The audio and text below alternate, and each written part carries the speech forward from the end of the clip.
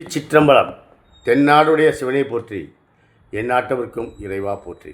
வருகிற 15ஆம் தேதி சிவராத்திரி. மகா சிவராத்திரி முன்னிட்டு தொடர்ந்து இன்றையிலிருந்து ஒரு 10 நாட்கள் ஒரு தேவார பதிகத்தை உங்களோடு பகிர்ந்து கொள்ள விரும்புகின்றேன். தினசரி ஒரு பாடல். அதாவது அப்பர் சுவாமிகளுடைய 4ஆம் திருமுறை, அதாவது முதல் 3 திருமுறைகள் திருஞான சம்பந்தர் அருளியது. 4, 5, 6 திருமுறை அப்பர் சுவாமிகள் திருநாவுக்கரசர் அருளியது. 7ஆம் திருமுறை சுந்தரர், 8ஆம் திருமுறை திருவாசகம் என்பது உங்களுக்கு தெரிந்திருக்கும். ஆகவே அப்பர் சுவாமிகள் திருநாவுக்கரசர் எழுதி அருளிய 4ஆம் திருமுறையில் 11ஆவது பதிகம் முதல் பாடல். இதில் 10 பாடல்கள். ஒரு பதிகம் என்பது 10 பாடல்கள். திருஞான சம்பந்தர் 11 பாடல்கள் இருக்கும். 10 பாடல்களிலே அவருடைய எண்ணங்களை சொல்லிவிட்டு 11ஆவது பாடலிலே திருஞான சம்பந்தராகிய நான் சொன்ன இந்த பாடலை நீங்கள் படித்து இன்புற்று இறைவனை வணங்கினால் இந்த பலனை நீங்கள் அடையலாம் என்று மிக அழகாக அதில் முடித்திருப்பார். அது சம்பந்த பெருமானுடைய பதிகங்கள். அப்பர் சுவாமியுடைய பதிகத்தில் 10 பாடல்கள். திருஞான சம்பந்தர் 3 வயதிலே ஞானப்பால் உண்டவர், கருவிலே திருவுடையவர்களாக பிறந்தவர்கள். சுந்தரர் அங்கே கைலாயத்திலிருந்து வந்தவர்.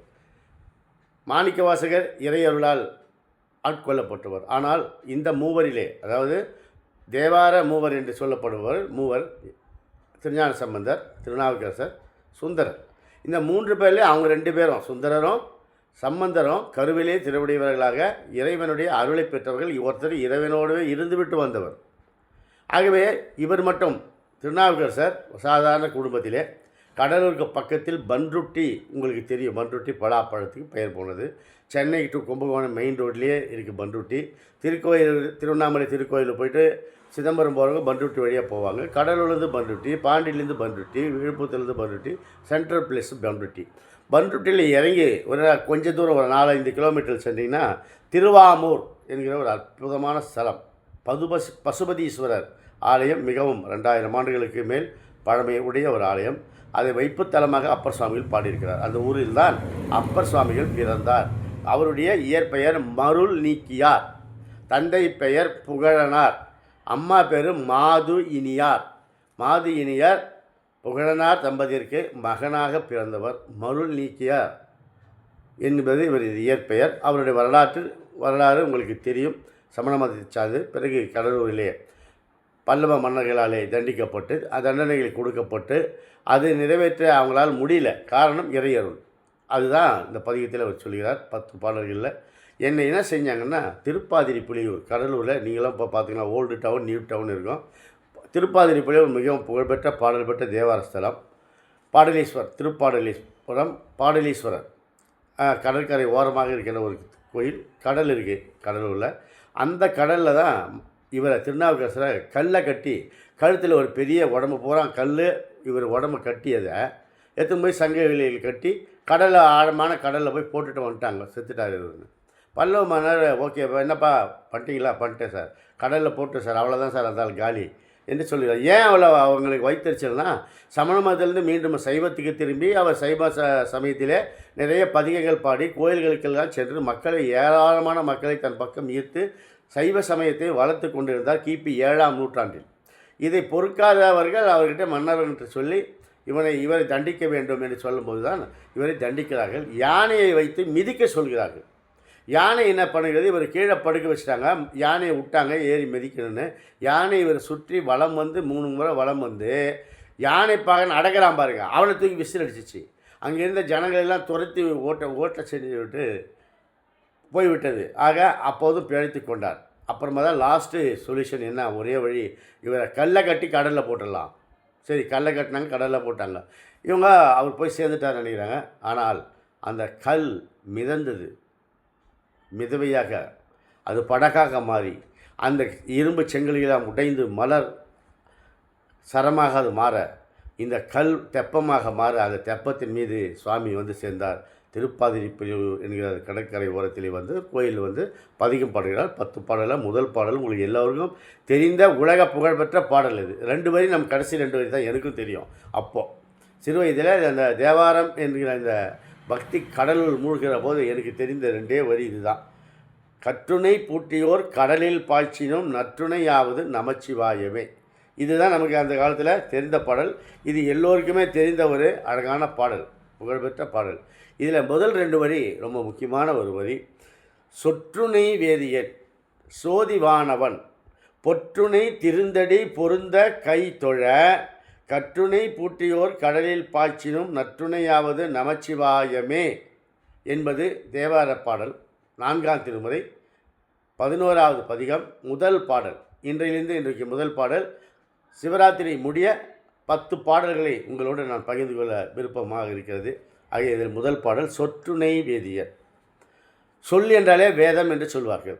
அப்படி புனிதமான சொற்களை கொண்ட வேதங்களை உருவாக்க துணையாக இருந்து அந்த வேதமாக மாறியவன் வேத நாயகன் சிவபெருமான். ஆக சொற்றுணை வேதியன். வேதம் என்றால் வேதங்களை ஓதுகின்றவர்கள். ஆக வேதங்களை ஓதுவதற்கு நமக்கு வேதங்களையே கொடுத்தவன் சிவபெருமான். எப்படிப்பட்ட வேதங்கள்? புனிதமான சொற்களை கொண்ட வேதம். ரிக், யஜுர், சாம், அதர்வனம் என்ற 4 வேதங்களிலே நடுவில் இருக்கிற 3 வேதங்களை தான் முக்கியமாக ஏற்றுவாங்க.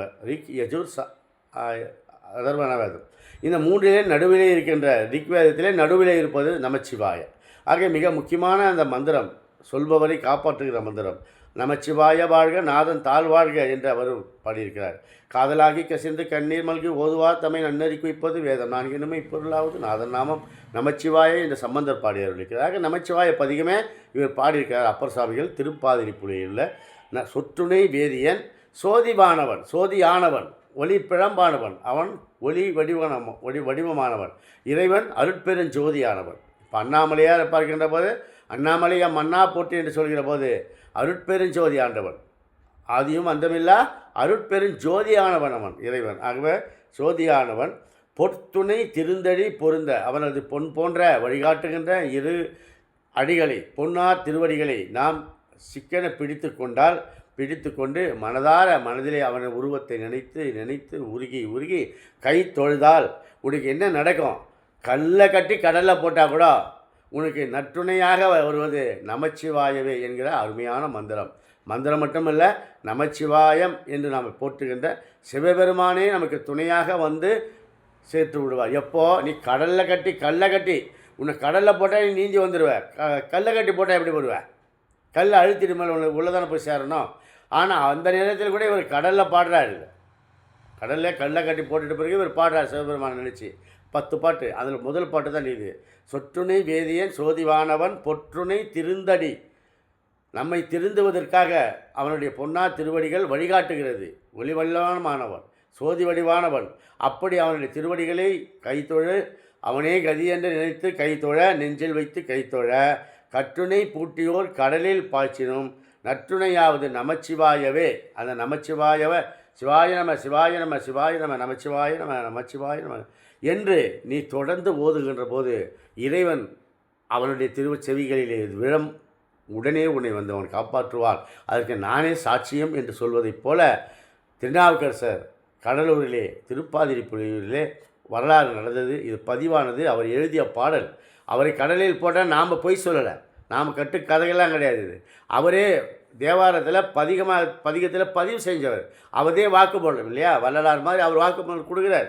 கட்டுணை பூட்டி என்னை கடலில் போட்டாங்க, என்னைக்கு துணையாக சிவாய என்கிற அந்த நாமம் வந்தது.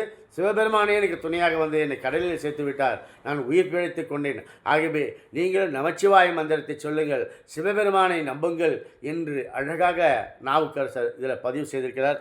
தொடர்ந்து சிவராத்திரி வரையும் நான் தினசரி ஒரு பதிக பாடல்களை உங்களோடு பகிர்ந்து கொள்கிறேன். நன்றி, வணக்கம்.